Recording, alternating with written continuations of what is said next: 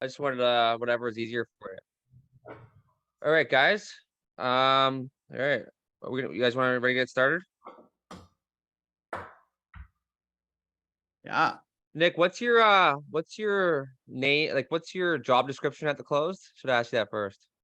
Yeah. My name is Nick Thomas. I work as the director of business development at the Close. So it's my job to monetize theclose.com. Theclose.com is an actionable resource, ungated, for real estate agents and brokers to bring their careers to the next level. So I met Sean at Realtor Quest. We did an interview on social media. I'm sure many of you know he does very unique stuff, and I love what he does. And it definitely resonates with other agents. Eventually I'm going to be an agent someday, so I'm going to take some place from his book. But that's basically what I do, and my job is to monetize all that. But engagement is obviously a very important thing to us. That's awesome. You're too kind.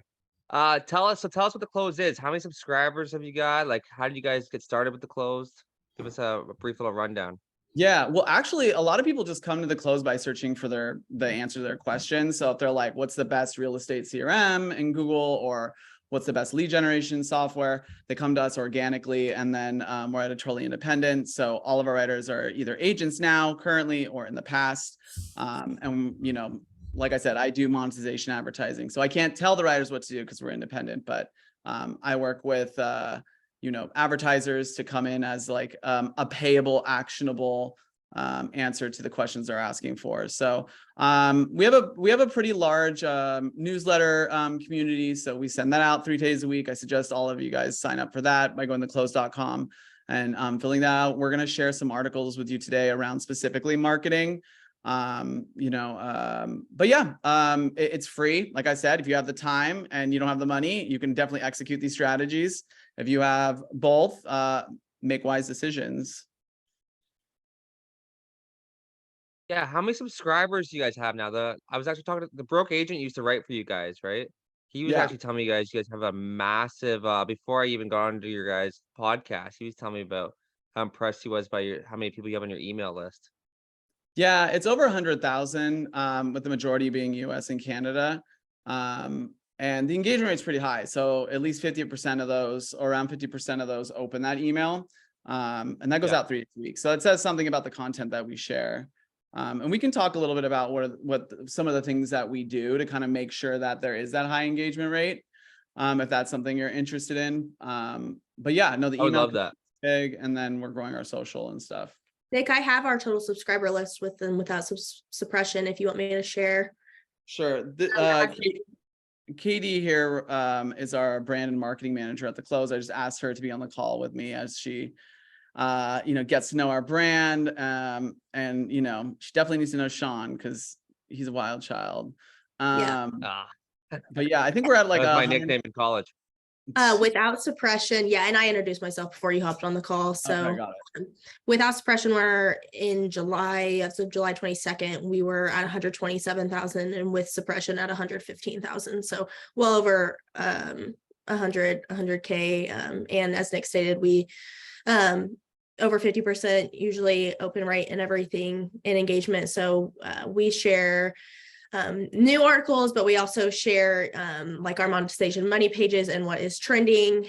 So I'm super excited. If you guys do want to go, the link that I sent, subscribe to get you guys in, totally free and everything. So yeah, I'm really excited just to listen in and let Nick take the reins. And if you need any help pulling articles or anything, Nick, let me know. You have 115,000 subscribers with a 50% open rate. Not 150. We have 100 and I said 15. 115 with suppression. So 115. Yeah. So this is the perfect example. I said, around 100. She comes out with that organized, exact answer. I hire people on my team that do not have the skills I do. Like we were talking about Sean in our interview. Don't try to be something that you're not. Like when you try to talk about data, it's not funny. You're funny. You know what I'm saying? Like, so utilize your strengths. And I think that's like one of the biggest things, when I become an agent, I'm actually taking my test in a few weeks, but it is utilizing that niche. Yeah. If I try and like post stats, people actually comment like stop posting stuff like that. Like we don't want to see. I actually get people write that in the comments. People are always trolling you, but that's good, right? That's really good engagement.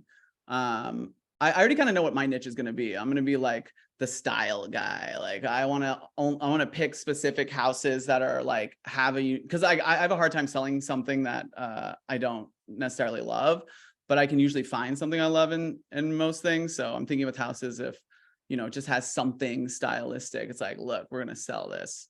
I mean, in Hawaii, I mean, geez, I've been to so many beautiful houses with sunken living rooms, waterfalls, and I love that stuff. I can flip that, I think, in any market. Yeah. But And you have sweet hair, so it'll suit you. it's like grown out since then. It's kind of yeah. You saw it when it was like all blonde, all like bleach blonde. All right, well, we'll get into this. We can talk about your hair all day, but I don't know people are busy. So you wanted to go over print marketing, social media marketing, email marketing, and basically any other marketing that you guys kind of push. Let's start with print marketing. Well, this marketing mix is specifically for agents, and I like I said, I work in business development, so I basically do glorified sales. But my degree is in marketing, and I work very closely with the marketing department. And I've been working with the close for 5 years. So, once I do become an agent, if I do not make it, if that's just with my career, if I decide to go that way, then I've done something wrong. I've read all of our articles, so I'm pretty confident, and I've worked with some really great real estate agents as well. This is how I would put together my marketing mix. But before we kind of go into that, something I think that's really important is kind of what we talked about was like being your authentic self. And the marketing mix is supposed to like help you with that. So when I say marketing mix, it's like print, social media, like email, and then whatever that other marketing thing would be. Yep. So Everyone in this group is realtors that pretty much does that already. So we kind of perfect. want to learn how to enhance it, kind of what you guys Got pitch, it. Okay. that kind of thing, right? So Yeah. Okay. So print specifically. Well, I mean, if everyone, I think that everyone can go back to basics, right? So even if you're a new agent or a top producer, like the market's changed pretty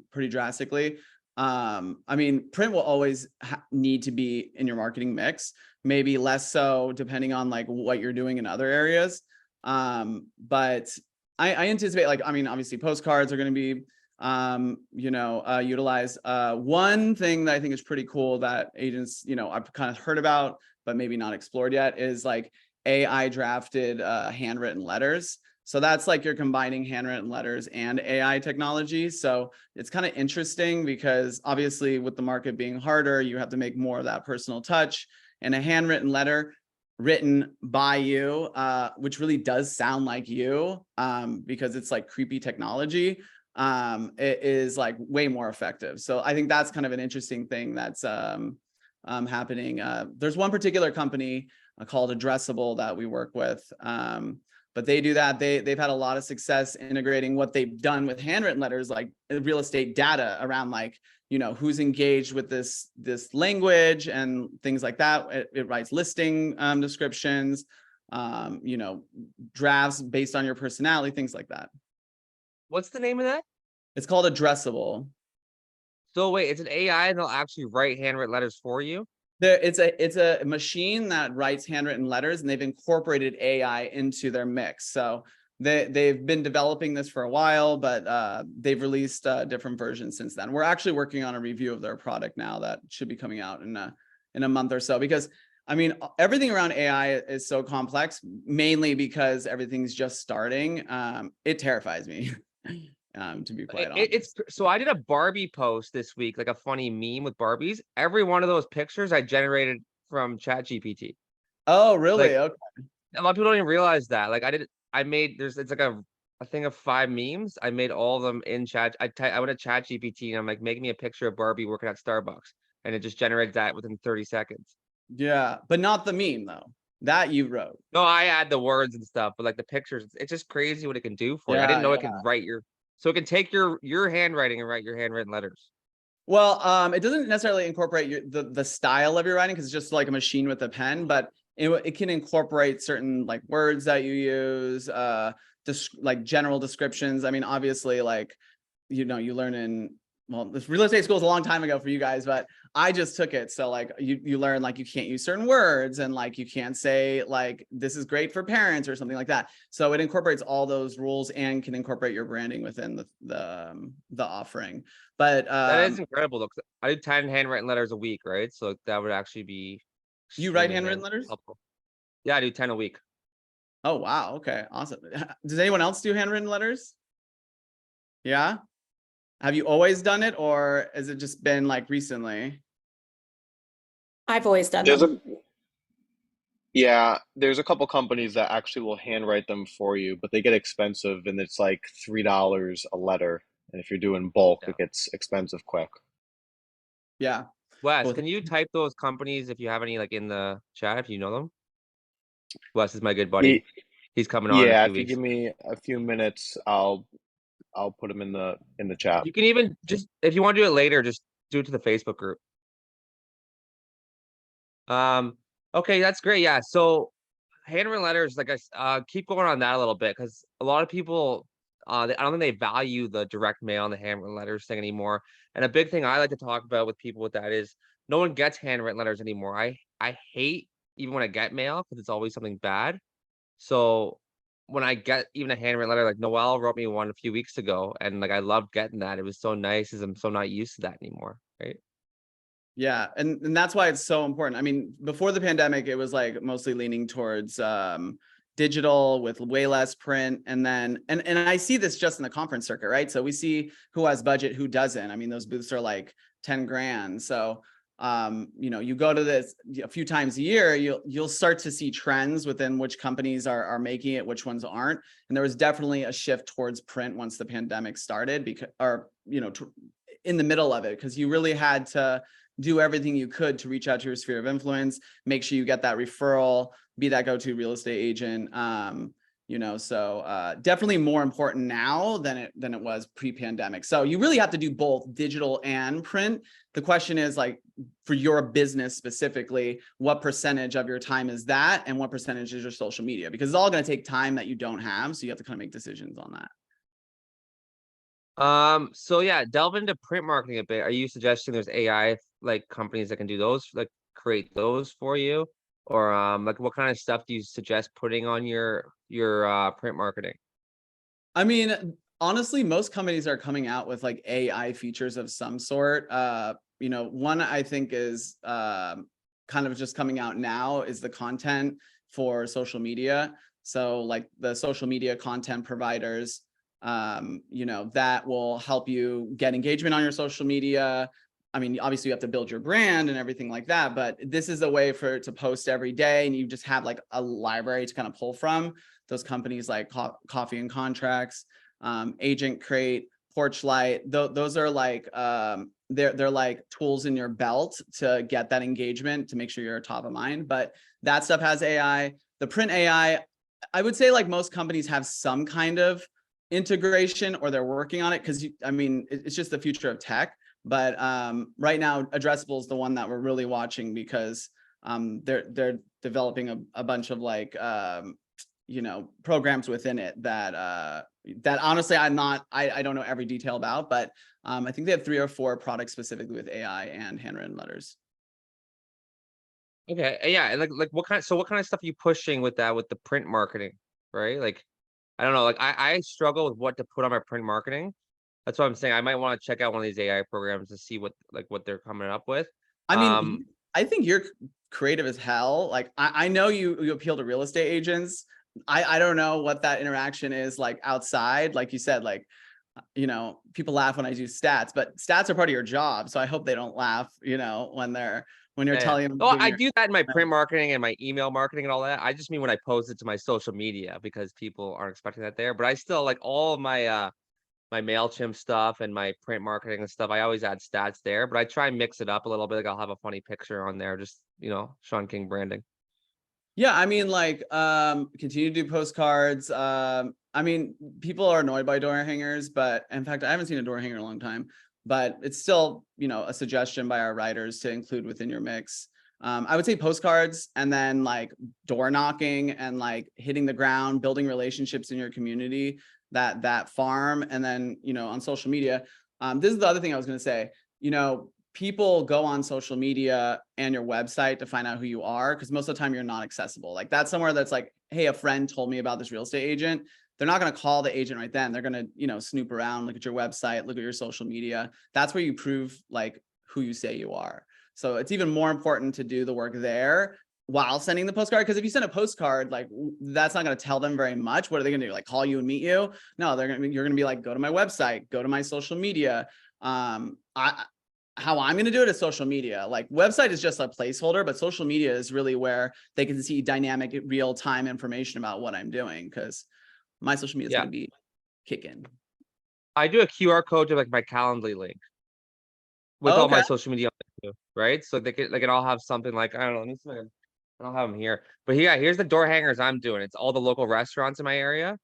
Okay. So that awesome. That way it's not me specifically just giving them boring stuff. I'm trying to give them value. And actually I got one of these ideas from Wes. You can actually scan part of it and get a discount at a couple of restaurants now, right? So you're adding when I hand value them out. already. We do have a door hanger idea here. I'll share these 2 articles with you around print. These ones are like door hanger ideas, I think, and then the other one is like postcards. So that's where people struggle with a lot, right? Just coming with an idea to do it and then executing it. Everyone wants to start doing more of this stuff. It's just what to do. What do I do? I want to be different. I don't want to be generic, right? So it's, I don't know. I just feel like it's trial and error with a lot of this stuff, which I'm finding like even if I'm not getting a ton of stuff from my sphere with this stuff, I'm connecting with all these restaurants now. I'm making connections with the businesses, the local businesses, right? Yeah, definitely. And building those connections are really important, because like, the example that was given to me was like, let's say a house burns down. This lady's like, oh, I don't know what I'm going to do. I don't have a house. I need a real estate agent. And you build a relationship with the fire chief. The fire chief's like, hey, I know a guy, so and we have a whole guide on farming. That just gave me a great video idea, by the way. Good. That one's free.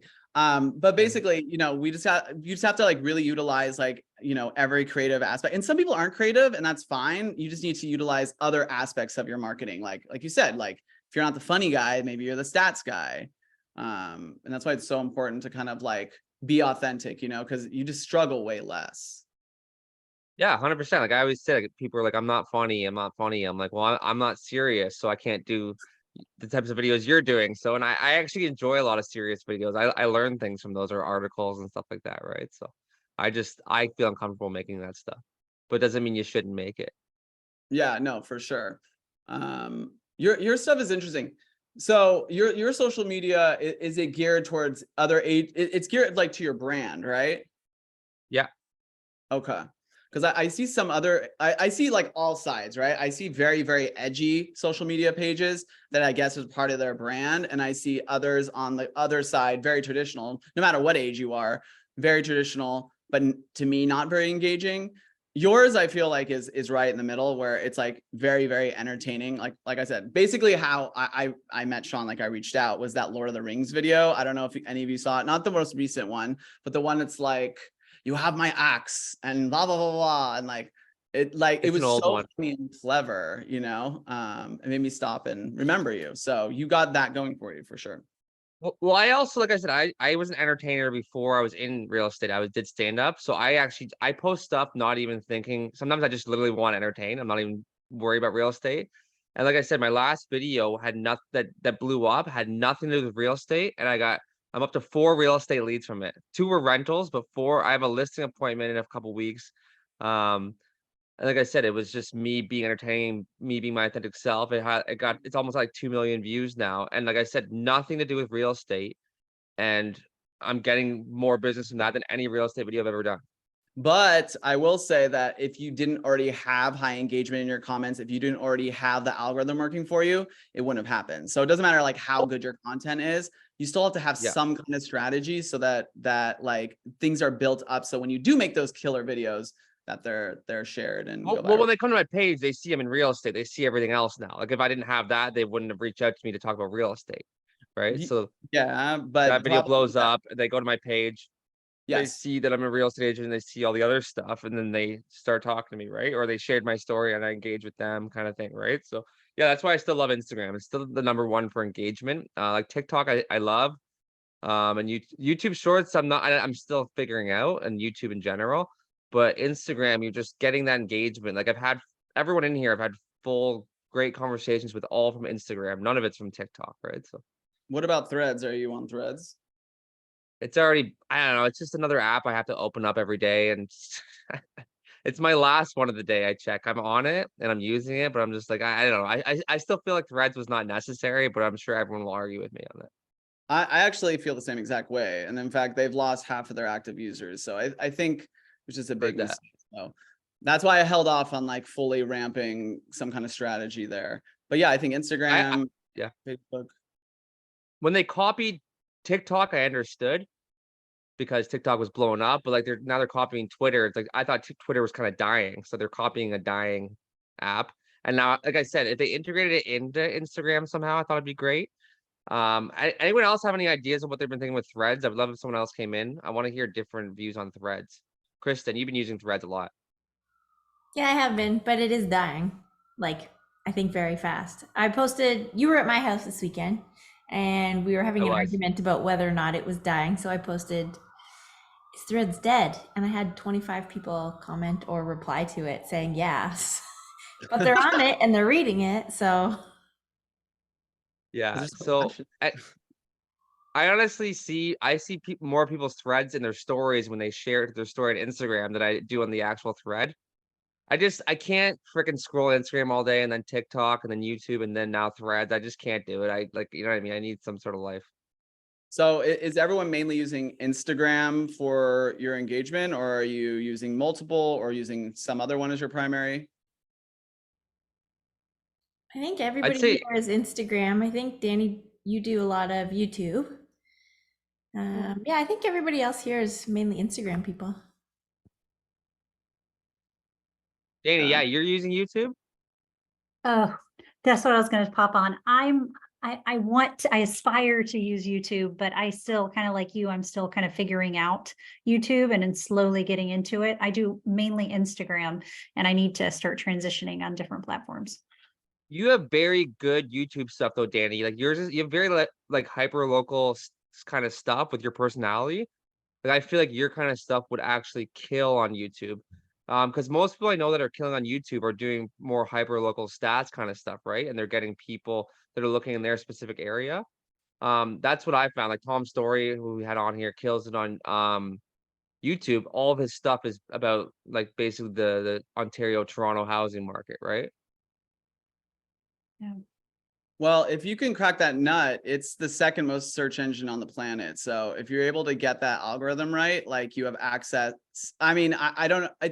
It's harder to gain. So like I mentioned, like our business at the close is based basically on Google organic. So that means SEO, search engine optimization. Like we work in keywords and expertise to make sure that when you're searching for those things, we're popping up in the top results. It's the same thing with YouTube.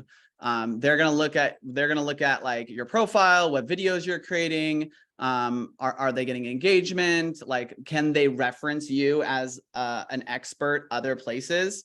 Right. So like if you're doing a lot of other videos, those videos are being shared. You're also, mentioned in other places. They'll cross-reference that and they'll use that information to give you more like expertise in the field and move your ranking up. So if you can get that and that is a good strategy, kind of targeting hyper local, because there's less competition and you can be an expert pretty easily because it's like right in your backyard. But if you have a lot of really good content, Danny, and like you're pretty active other places, like if you just do some work, I'm sure it will definitely pay off. Go over SEO a little bit, like your kind of strategies to help navigate SEO, because that's something I really don't know much about. And I know I need to start implementing it more, but I'm trying to like make longer descriptions in my videos and stuff now for SEO and all that kind of stuff. Can you go over that a little bit with us? Yeah, so when we refer to SEO, it's mainly around YouTube and mainly Google, but then that can be extended to other places or versions of that, hashtags, things like that. So when we're talking about just Google, the number one search engine in the world, SEO is basically bringing together your expertise, authority, and trust, and then cross-referencing that with all the data, and then showing Google that you have the best answer to the keyword or whatever the person's typing in. So, you know, there's multiple different factors that come into play, like how many results are there? What are the other people's domain authority? So like the website, you know, so it has to do with like your expertise. You can't just write one article and expect it to rank.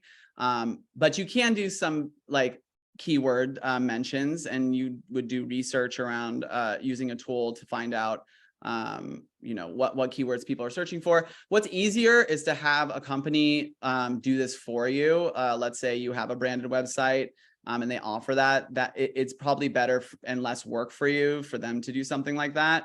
And in most single property listings, they should incorporate SEO into that, but I would ask your website provider if they do that. But I think most do for the single property at least. Yeah, I get mine to just do all that. They take care of all that for me, and if they're just not getting me leads, then I'll fire them. So, you know what I mean? Oh, So, okay. I'm just kidding. I'm not that cool. So go over back to the email marketing kind of stuff. What kind of stuff do you suggest agents should be like? I do a bi-weekly email. I just don't want to. I'm caught in there where I don't want to annoy people, but I want to make sure they're still clicking my stuff. I don't want it to just be another thing that they delete. That's why I do bi-weekly instead of weekly.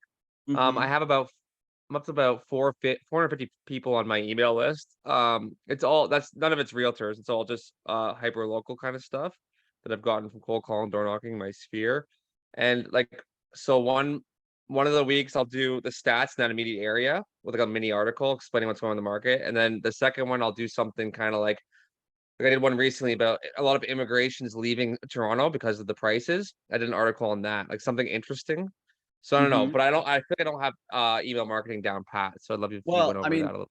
do you have any idea about your engagement? Yeah, I use MailChimp. I see exactly. I probably get about a 40% open rate. Okay, And then I reset it again, and then I get a bunch more opens. But I get a pretty decent open rate, and I can see how like some people open it like 9 times, right? Because MailChimp, you can see how many times they open it. Yeah. I mean, it could be a lot of things. They could have like closed window, reopened it, like Yeah, like, I know my mom, like she probably just doesn't know how to use Oh, anything. look at She's on my the list. son. Yeah, my mom like I see my mom opens it more than anyone, but I just know she's struggling with Windows, right? So Okay, so I have a few things there. First of all, I mean, obviously everyone's an experienced real estate agent. I mean, having a CRM that can integrate all of your contacts in one place and understand where you got them, so you can understand how to like prospect correctly. So of all the names you have in your database, like identifying which one was door knocking, which ones, because at the end of the day, you want to see like which people closed, right? So you should know like, oh, this came from door knocking. Oh, this one came from door knocking. Okay, that's where I need to be focusing my strategy. And that will change over time as the market changes, right? So people during COVID are like, don't knock on my door, don't come near me. But, you know, but after that, that might pick up again because people are looking for connections. So that might go up. So having that understanding every time with your CRM is important. Also, your CRM can do a lot of that stuff for you. And to kind of answer your question around like, how often do you send and how do you get engagement? I mean, the subject line is so important. Obviously, if you can't get that good subject line, then no one's going to see it. But the thing is like, I don't think I'm going to be utilizing email that much because, you know, anything I share in email should also be a reflection of my brand. So anything I'm sharing on social, it would probably be things like my event calendar, you know, any big wins. Like, I don't know. I'm just thinking about like, who would want to see me 4 times a week? Like, does someone want to see me 4 times a week in their email and they have like 1,000 emails? They most likely want to see me on social media. So my thing is I'm probably going to do it once a month as a touch point and leverage heavy on social media. And that's where like making a unique marketing mix comes in really handy, because depending on like where your strengths are, like I think I can get a lot of engagement, a lot of leads through social media. Someone that's more introverted would probably more leverage email because that's a way for them to engage without being on camera and things like that. So it just depends on your strengths and stuff. But, you know, obviously tracking everything, like, you know, after they open it, like, what are they clicking on? What are they doing after they click on that? You know, if you did get a lead from email, you know, noting that, having that all funneled through your CRM, because the biggest thing, I've been here 5 years at the close. The biggest problem I see with agents across the board is that they don't nurture. like they pay like $50 for a lead, and then they call once, and then they have no system set up. And there's so many companies trying to solve that problem, but a company can't solve that problem really. Like an agent has to follow up, even though they have all these AI texts and stuff. And they'll actually make like grammatical errors and stuff. I don't know if you've seen this, but they'll be like, hey, good morning, and like the D is a J or something, and they're like, oh, this is really the agent, you know. I had an AI actually book an appointment for me through my CRM, book a listing appointment for me a few weeks ago. They thought it was me. So it's getting pretty good. That's terrifying. You know, we're going to be like, it's going to be like Wall-E in a few years. We're all just going to be living on a ship, and, you know, which actually doesn't making content. Yeah. So yeah, like I want to touch back to what you said about nurturing. My email is a big nurture thing. If I get a lead through my CRM, because like I said, they run Google ads and Facebook ads for me, my CRM company. Like they do my website, my CRM, all of that. And say they're like, call me back in 6 months, I'll toggle them to 6-month check-in or whatever. But then I put them on my email list right away because that's my touch, my nurture. They're seeing my name pop up every 2 weeks now at least, right? So they have questions. They have all that. So again, to me, it's just to kind of touch base to make sure they know they're seeing my name, because I'm not going to keep harassing them if they say don't call back for 6 months, right? So this is a different way, and I'm providing them value as well. I'm not just I'm not just harassing them with stupid emails or sending them my videos. I'm sending them stats in the area, what's going on in the market. That's my approach with it. But yeah, I think I'm going to be in the middle. I think I'm going to like, a lot of my stuff will be educational. Like, I mean, so me and Ryan Surahan actually have like this, we're the same age. So he's like kind of aspirational for me. And really, I would do things differently on his social. Like I would do stuff like him, but then I would also like leverage other things like creative, fun things like the stuff you do, but then work in kind of the industry stuff. his social media sucks, but he's so big already. He doesn't need a freaking do a funny video. Like people are going to listen to him because he's Ryan Surahan. Right? It's so annoying, but he has everything I want basically. And what was I going to say?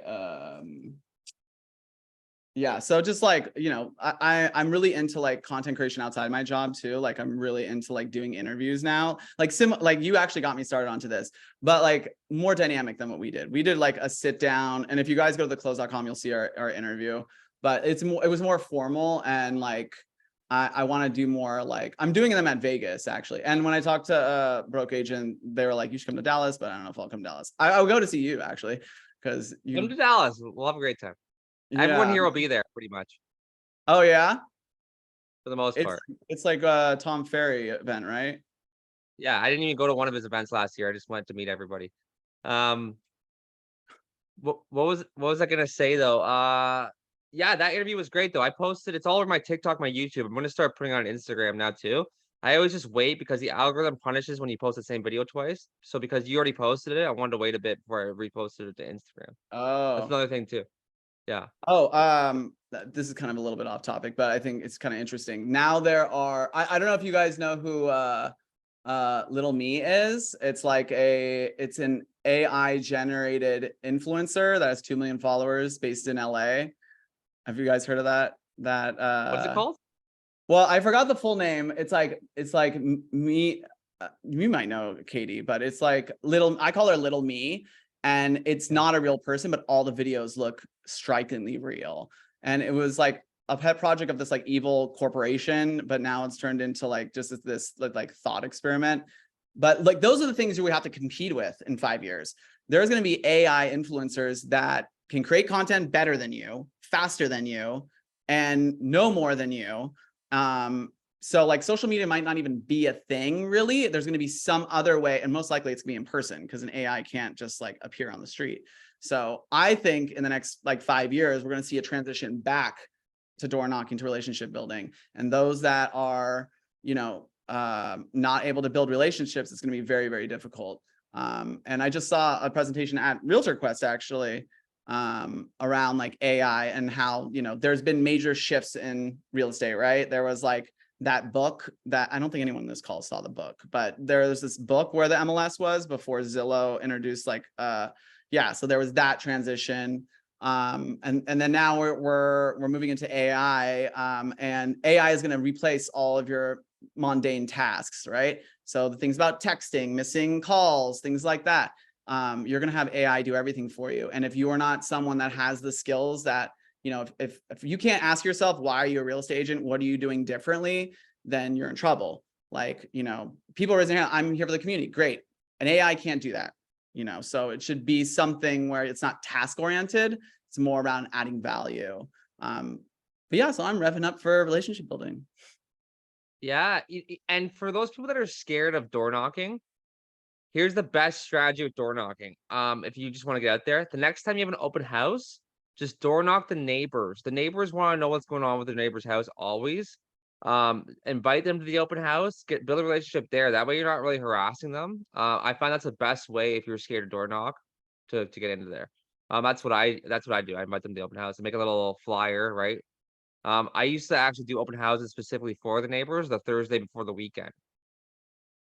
Well, little known fact, the first open houses were 12 hours long. I don't know if you knew that, but when before it was like a formalized realtor business, basically the first person to show up at the house being sold gets that one house. You can only sell one house at a time, and you wait there all day for 12 hours every day until you sell it. And we could talk a little about open house. I think it's a really interesting topic. You know, I'm curious to hear what kind of like food or things, like what kind of experience, because we have a few articles around. We have a lot of articles on open house actually. But you know, one thing was when I was in real estate school, I was like, oh, they're like, hey, what are you guys going to do different? You know, I was also shocked to know that the open houses were not to sell the house; they were for like relationship building. I mean, it doesn't seem to make sense, but it makes sense now. But I was like, teacher, I'm going to serve champagne because my thing is I'm the fun agent and everyone's gonna have a good time selling with me. And she's like, okay, well, alcohol, I don't know about that. So I changed it to the very first original open house item, Coca-Cola. So I'm going to offer glass Mexico made Coca-Cola. That's going to be at every open house for me.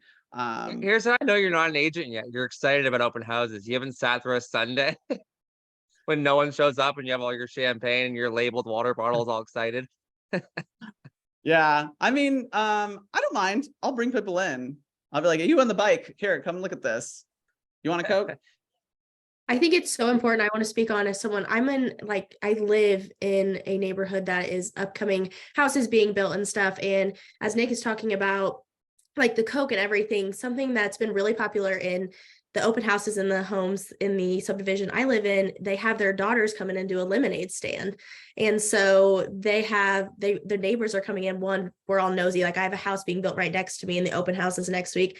I just bought a house. I'm not going to actually, you know, talk about buying that house, but I built a relationship with the agent now, and they have like that lemonade is the part that the staple.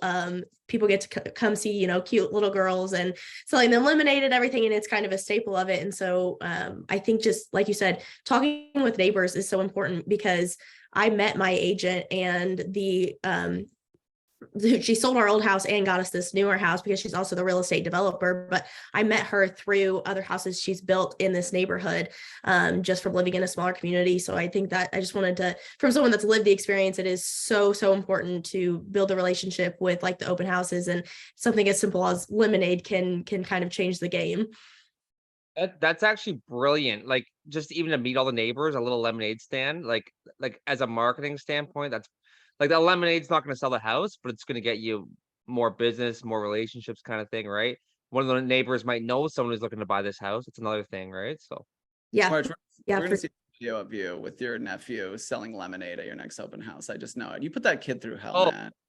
I actually have a funny idea where, you know how everyone does those small business highlights? Mm-hmm. I want to go do it's a long thing, but I'm gonna go and my nephew's doing a lemonade stand and it tastes like crap and I throw it in his face. It's a whole thing, but you'll see it. Don't worry. But yeah, that's actually brilliant. That would be right on brand with me. But here's what, like, I always still do open houses for my clients.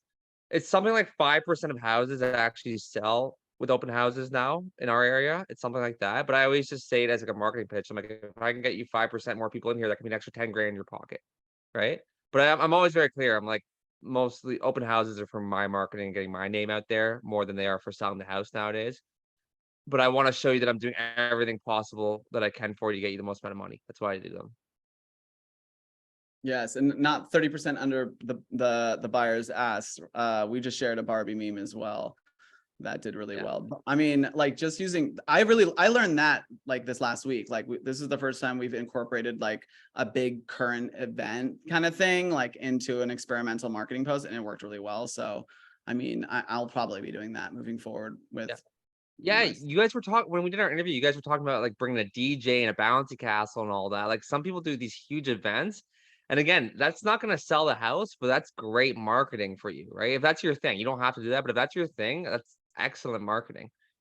Yeah, and like the events, like making your yearly or 6-month events list.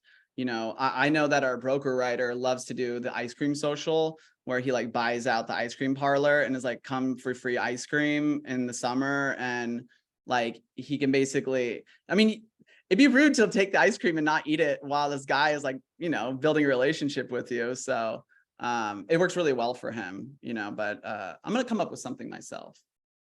Yeah, like I did a condo 2 years ago, and I rented my buddy's coffee truck and was just giving out free coffee in front of the condo. Uh, just one day, and like so I was meeting everyone in that condo corp, right? And then we got a great offer. Like we're still one of the highest sold in that condo because it was right before the drop. So I don't know, it was a good look on me. But yeah, just those kinds of little things that stand out if you don't want to do typical marketing. I'm just kind of curious from like the people on the call, like where do you think that you need to improve your marketing, or what changes have you seen in your marketing that, you know, doesn't have a positive ROI anymore? If anyone has any thoughts there, just curious to hear. Adam, come in here, buddy. I want to hear your voice. Here, unmute. There we go.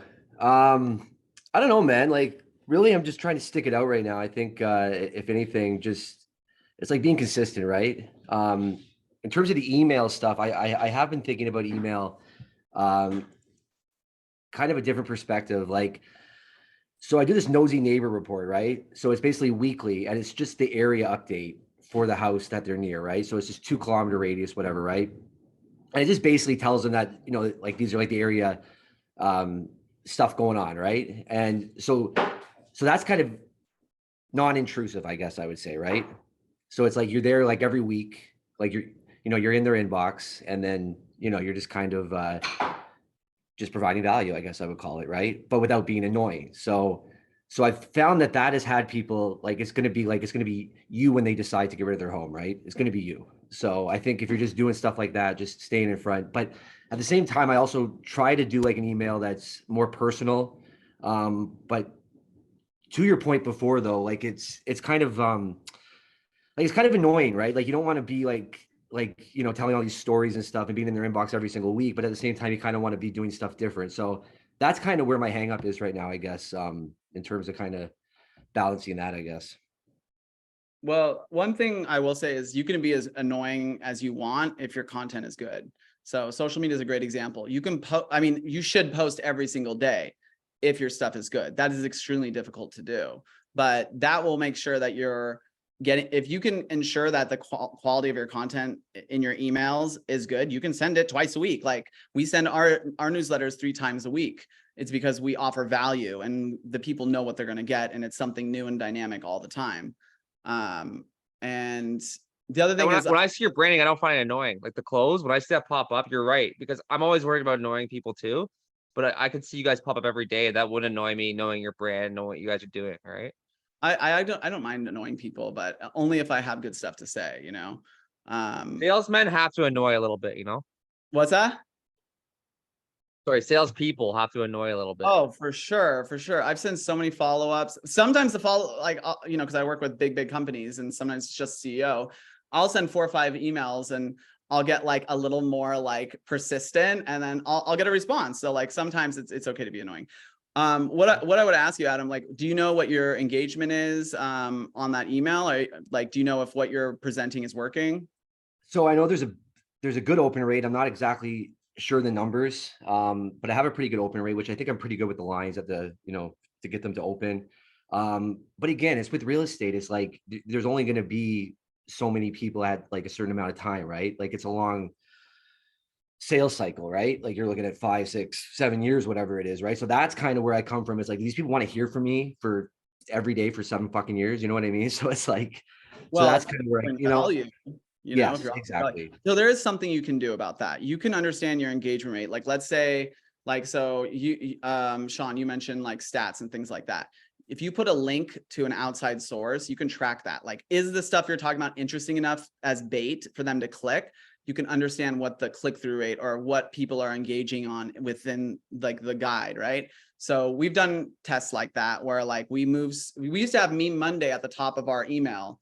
But then we found that like everyone was clicking the articles, like, so we decided to move it down. You know, like you just use the data, but open rate's good. Like, I mean, yeah, that means they're opening your email, but you know, to your point, you want to be top of mind, right? So if your emails are not engaging and they're not thinking of you in that moment, like it's just a luck game, you know? So if your content's good, you're sending it at the right times, you're having engagement, you know, more so than the average agent as you see it, then you should feel pretty confident about it. But definitely experiment with some links, and, you know, whatever you're using, MailChimp or whatever, should tell you, you know, how many clicks you got within that email.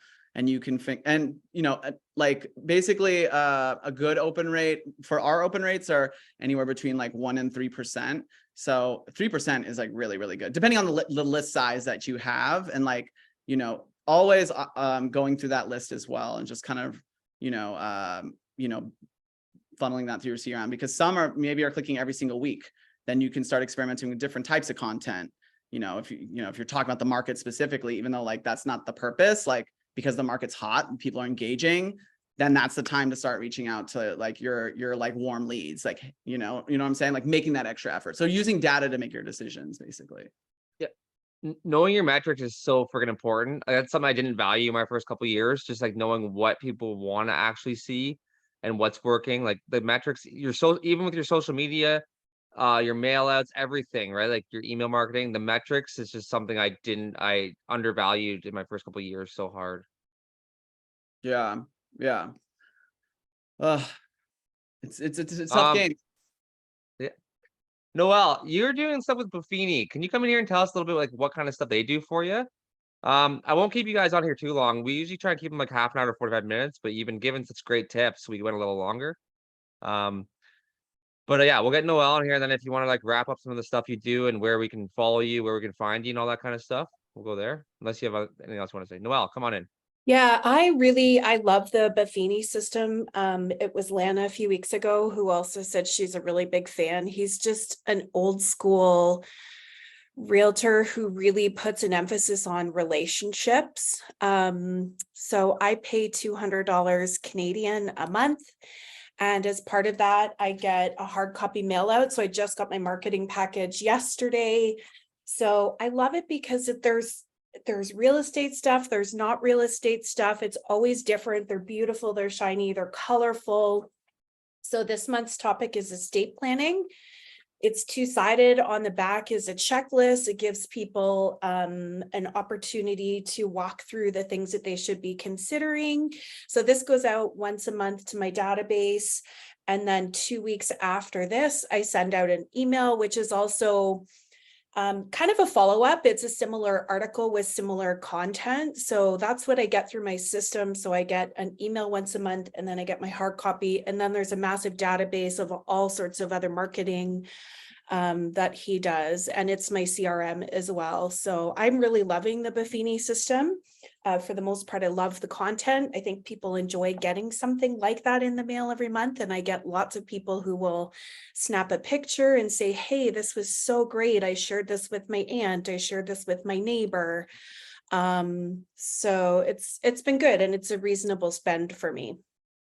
Yeah, like 200 is not like you get one deal from that pays for 2 years. You know what I mean? In our market. Yeah. So Well, what I'll say about that also is you're lucky you're in Canada, because if you were in Greenpoint, Brooklyn, I don't know how many agents are using Buffini. Like, you don't want the same person getting 5 of those newsletters. So I think it's smart that you're using it out there.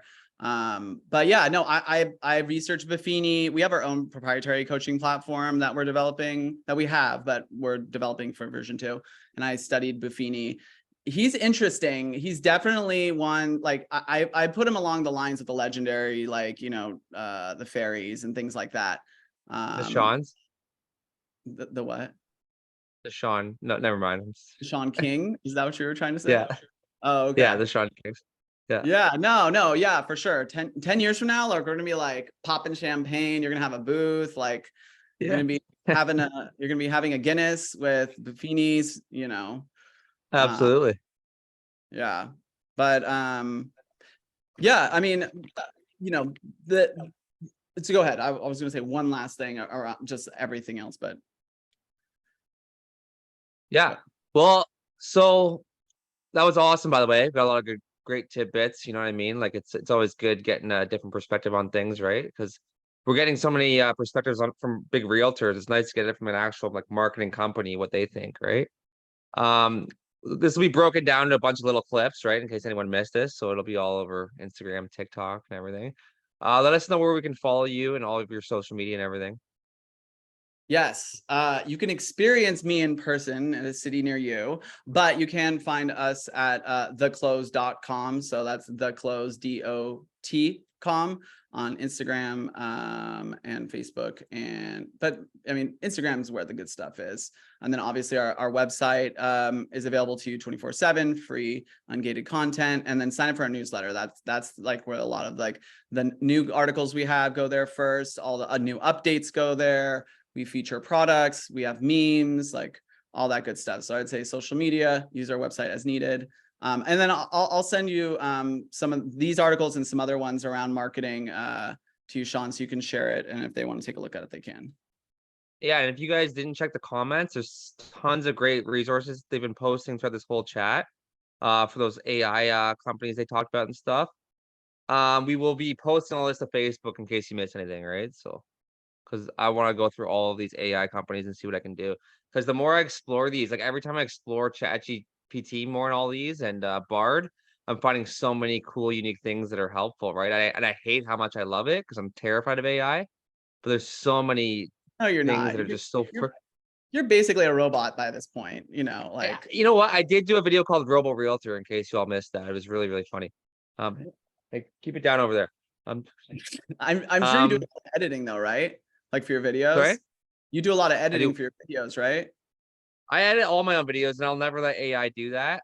What I've been doing a lot more is my captions. Like I've been doing these like they're not serious videos, but they're more actually helpful tips, and I do like funny little my own like personality in them. But I'll get AI to actually give me ideas. I'll be like, what's the 4 best ways to buy a house in this market? And then you know what I mean? I'll add that in the description kind of thing, right? So I use like ChatGPT for that kind of stuff. Yeah, I mean, like I said, I don't know what we're all gonna do in 10 years. I mean, I'm I waiting to don't see know, man. Like you said, we're gonna have to be like more personable. Like I don't know, we'll all be freaking either dealing with computers and AI, or we'll all be virtual, or I don't. It's gonna be a we'll go weird back time, to the man. 12-hour open houses. I guarantee there'll be apps coming out saying like only humans kind of thing. You know what I mean? Like you have to Oh, verify. totally. Oh, they already have like AI gods and things like that. Like Yeah. yeah. I mean, I could talk about it forever. I try not to use anything AI because I think we live in an AI. But not really. That's for next week's topic. Yeah. It's called the Matrix. Yeah.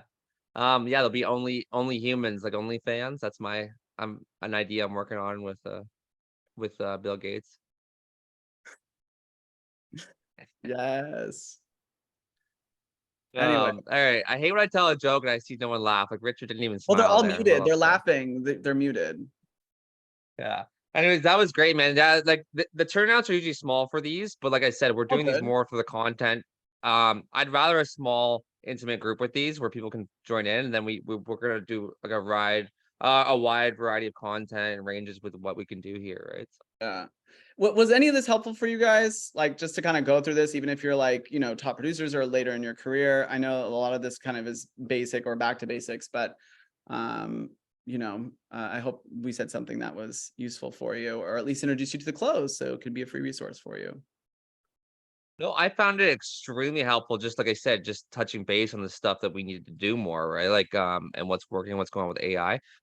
I know they're gonna come to me after and say it was helpful. This is what they usually do. Someone come in here and give Nick a little praise here. Come on, Richard, come on, tell him it was great. It was great. No, I've been following the close and on your email list for, I think even before I started actually working in the industry, maybe like a couple years even before. So yeah, I almost always, before I buy anything or whatever, I see what you guys say about it. Have been doing that for a while. I know that email is like my biggest weakness right now, so this has been helpful. Being in, a city, I just kind of feel like I'm gonna get lost in the shuffle in San Francisco. Like, so trying to figure out what kind of emails to send where people, and the fact that I work in San Francisco, but also most of my buyers start in San Francisco and then we end up somewhere else in the Bay Area. And so I have people like old clients or current clients, but they're not ready to sell or anything for years, but they're all over the Bay Area just because of how real estate works here. So it's been hard for me to figure out how to niche down in this location. But yeah, so you did do a great job. I don't know what else to add there. Like, what do you have anything, like, how would you like niche down in an area like the Bay? Well, I live in Oakland and I grew up in the Bay Area, so it is very difficult. But there's definitely opportunity. I would like go back to basics, like make a list of the things you love to do and the things you're good at, and then kind of like figure out where there's a market gap. And even if there is people doing it, maybe you can do it better. So that would be my first step. The other thing is you don't have to do email. Remember, it's your marketing mix. Like I said, I'm doing it once a month because it sounds like you don't want to do it either. Like, I'm not going to do something I don't want to do. I want to be on camera. I want to be out talking with people, interviewing. I want to create content that way, but I know I need to do some kind of email. So, you can choose to do something like that. Okay. I mean, even my socials a little more like Sean, where I'm agent forward. So my goal is more to be the agent people think of, other agents in the country think of when they think of San Francisco. It's like a referral agent, kind of like. Exactly. Got it. Okay. Yeah, no, that's definitely a strategy. I mean, the whole reason I'm getting my license is because I work at the close. It says real estate. So people are like, can you sell my house? I've passed up so many opportunities to sell houses. I was like, I'm throwing money away. I just sold, what did I sell? It was ridiculous. It was basically ice to Eskimos kind of situation. Like recently on some kind of advertising thing, I could sell a house. I feel like, I'm not an agent. I know I'm being very cocky right now, but like, I don't know. I mean, like, I've also had a lot of training these 5 years. Like my degree's in marketing. I've worked at the close for 5 years. Like I understand how agents think, and I'm around them all the time, but I'm not an agent yet. So follow my journey. I mean, you got the personality for it. I met you in person. You'll do just fine. I believe that, Nick. I want to do better than you, Sean. Nick, are there some like lead generators that you think you would start using right away? Like lead generators? So there is a big trend right now with like database leads. So those are lower acquisition, anywhere between like $7 and $10, but they're pulled from social media retargeting and things.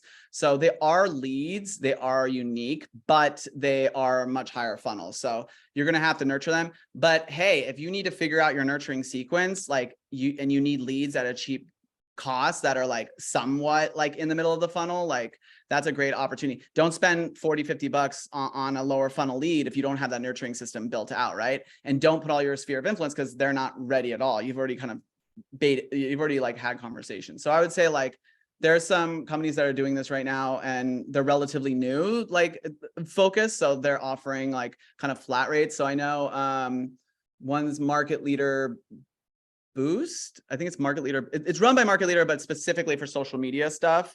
But they offer their nurturing in there. You could do the ads yourself, and then funnel it through your new nurturing sequence. But like honestly, like systems work better than the nurturing sequence we try to do for ourselves. Like I've tried to do this myself in other positions, and a CRM is the way to go. If you're very confident in your nurturing CRM, like play around with those like cheap leads. And Nick, to that point, and they are. Oh, go ahead. They're a super long nurture. Like I have a very active buyer right now. I've been nurturing. He was an online lead from 2 years ago, and we're super active now. So like when you do these online leads and stuff like that, yeah, don't do a crappy company. Don't cheap out, but yeah, like go within your budget. But they're like, you got to nurture them for, it's such a long game with them, right? Anyone else have anything? I know it's been the hour mark. We try and keep it under an hour just for editing purposes and stuff too. So, anyone else? Good. Thank you, Nick. Yeah, no problem. It was a pleasure. Sean is freaking road dog. Like, he showed me a video of when him and like broke agent Bam went to Vegas. Was that in Vegas? Like, it was just like it was Yeah, like, it was me and Derek and Broke Age and all them. Yeah. like the friggin' Hangover. Like, the video is insane. Like, I want to experience Sean like that. Come to Dallas this year. Come Me to and Derek Dallas. are You'll doing see Sean like that. Oh my god. So we're doing the Bam on the streets and all that this year again in Dallas. You should come out even for a couple days, man. It's a lot of fun, I promise you. Yeah, I have to go to Houston for a baby shower and then fly to Vegas for Inman. If I can make it out there, I will. Because I would love to like hang out. Because like we only interviewed, and then I was like, oh shit, this guy's actually pretty cool. I'm a six. I put my knife away at the end of the meeting. I'm gonna pass. I put my knife away, right? I don't trust you Americans. Oh, I bought actually something that's not available in the US is like these lighters that look like real small guns, and they're like illegal in the US, but I bought one in Canada. But I in Dallas, my Uber driver had a freaking gun. I was like in shock. Oh yeah, that's another planet. Yeah. All right, guys. Well, that was fun. Thank you so much, Nick. That was awesome. I really do appreciate that. Send us your address after this. We're gonna send you some flowers. All right, awesome. Thanks. Nice meeting everybody. Thank you. No, that was really great, man. I really appreciate it. We'll get